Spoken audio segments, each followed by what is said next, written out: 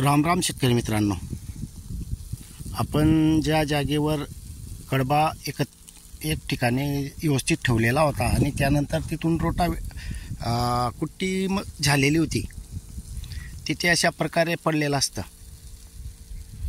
तर त्यामुळे आपण आता इथं मूग पेरणी केलेली आहे.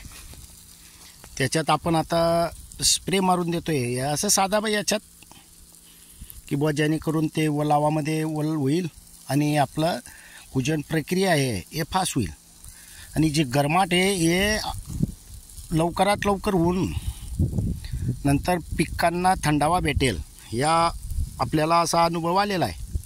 त्याच्यामुळे आपण आता या ज्या जागेवर आपला जास्त प्रमाणात काळी कचरा आहे राहिलेला आहे तिथे आपण अशा प्रकारे स्प्रे करून देतोय की जेणेकरून ओलावा असेल आणि ओलावामध्ये जास्त प्रमाणात जीवाणू गेले तर एक कुजन प्रक्रिया फास्ट होऊन जाते.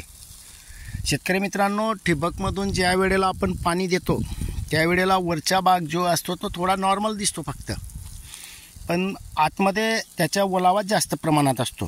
तर त्यामुळे आपण हे नियोजन करून घेतोय. हे थोडं लेटच झालेलं आहे आपलं, कारण थोडी घाई होती. त्याच्यामुळे आता ज्या वेळेला आपण कोरड्यामध्ये टाकू त्यावेळेला बघू शकताय तुम्ही, वास पण एकदम बेस्ट येतो आहे आणि जसं काही आपण इथं ॲसिड टाकतोय असं वाटतंय. हे बघू शकताय तुम्ही, पूर्ण याच्यानंतर जी तिथली माती असेल हे पूर्ण क्लिअर असेल आणि की जे काही अणुरेणू आहेत हे तुटून गेलेले असतात. तर त्याच्यामुळे बघा पूर्ण असं हे तयार होऊन जातं याच्यात. त्याच्यामुळे आपल्याला याचे चांगले बेनिफिट भेटतात आणि एका जागेवर जास्त प्रमाणात बी पडलं, पण जसा ओलावा वाढतो तसं हे जीवाणू हे इकडून इकडे फिरत असतात. जसं आपण दिवसभर कुठेही राहिलो तरी संध्याकाळी आपण जेवणाला घरी येतो, तसं यांचेही तसंच आहे. खाद्य जिथं भेटेल तिथं ते जात राहतात, असा आलेला अनुभव आहे. आपण काही इतकं बारीक पाहत नाही किंवा कोणी पाहत नाही, पण जिथं ओलावा असेल तिथे जीवाणू जास्त तिथंच जीवाणू असतात. कोरडी जागा असेल तर तिथं जीवाणू अवेलेबल नसतात, ओलावा झाल्यानंतर तिथे अवेलेबल होतात. आता काही 2-3 शेतकऱ्यांचे वेगवेगळे प्रश्न फोनही आलेले होते की बुवा आमचं शेणखत काही कुजलं नाही आहे. पण त्यांनी काय केलं, सुरुवातीला जे शेणखत आहे वेगळं केलं, त्याच्यात ओलावाच नव्हता. टाकलं समजा 1 ट्रॉलीला 200 लिटर. आता त्यामध्ये ओलावा नसेल तर ते कुठून कुजणार आहे. आणि शेतकरी मित्रांनो, आपण जे आहे समोर किंवा आपण जो प्रयोग केलेला असतो तो जे आपण सांगत असतो, तर ज्या वेळेला त्यांनी नंतर ओलावा केला आणि त्यानंतर त्यांना ते परिणाम भेटले.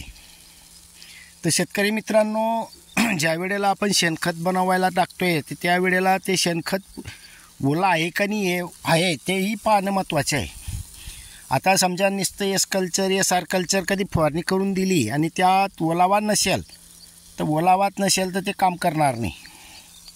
त्यामुळे सुरुवातीला ओलावा करा, त्याच्यानंतर फवारणी करा. या जमिनी म्हणजे त्यात टाका, जितकं टाकू तितका आपला फायदा आहे आणि लवकर प्रोसिजर होऊन जाते. तर त्याच्यामुळे ओलावा सर्वात महत्त्वाचा आहे. आणि समजा आपण आता फवारणी अशी करून दिली असती आणि रोटावेटर म्हणा किंवा काहीतरी मारलं असतं तर आता हे सुप्त अवस्थेत पडले असते. पण पावसाळा चालू झाला असतात किंवा पाणी दिलं गेलं त्यावेळेला मात्र त्यांची प्रक्रिया चालू होऊन जाते आणि लवकर कुजन प्रक्रिया होते. शेतकरी मित्रांनो, हे आपल्याला आलेले अनुभव आहेत. आपणही अशा पद्धतीनं असं करू शकतायत. आपल्याला इथे काही तिकडे पण आहे, 2 ठिकाणी जमा केलेलं होतं आणि बॅरल तिथे भरलेलं आहे. आपल्याकडे नळी असल्यामुळे आपण अवेलेबलमध्ये हे करून देतो आहे. ज्याच्याकडे नळी नसेल त्यांनी जे सबमेन असते किंवा जवळ आसपास असेल त्यांनी नाही पंपानं मारता आलं, एका बॅकेटमध्ये घेऊन असं फेकून बी दिलं, शिंपडून बी दिलं तरी त्याचं काम होतं आहे. तर शेतकरी मित्रांनो, असं केल्यास आपली जमीनही सुपीक होते, काळी कचराही कुजतो आहे पिकांना जे कचरा कुजतो त्यावेळेला जे गरमाट होते त्याचा साईड इफेक्ट होत नाही आहे.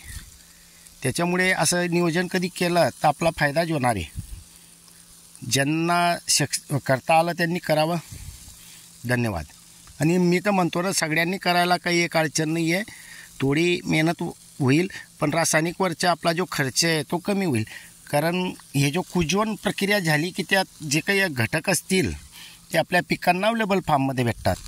धन्यवाद.